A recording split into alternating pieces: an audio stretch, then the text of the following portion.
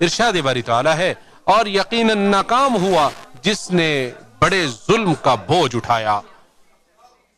اس آیت کی تفسیر میں صحیح قول کے مطابق اس سے مراد مطلق ظلم ہے جو لوگوں پر حسی و معنوی دونوں طرح کے ظلم کو شامل ہے۔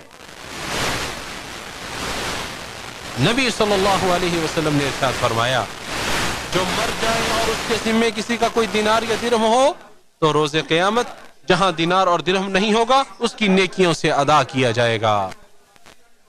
اسے احمد اور ابن ماجہ نے صحیح سند کے ساتھ روایت کیا ہے۔ اللہ تعالیٰ تمہارے اوپر رحم کرے، حقوق کے تعلق سے اپنا معاملہ صاف کرنے میں جلدی کر لو، اپنے نفوس کی نجات کے لیے سبقت کرو تو تم سلامت رہو گے اور کامیاب ہو جاؤ گے۔ نبی صلی اللہ علیہ وسلم نے ارشاد فرمایا تمہیں روز قیامت حق والوں کے حق ضرور ادا کرنے ہوں گے، حتیٰ کہ بغیر سینگ والی بکری کو سینگ والی بکری سے بدلہ دلوایا جائے گا۔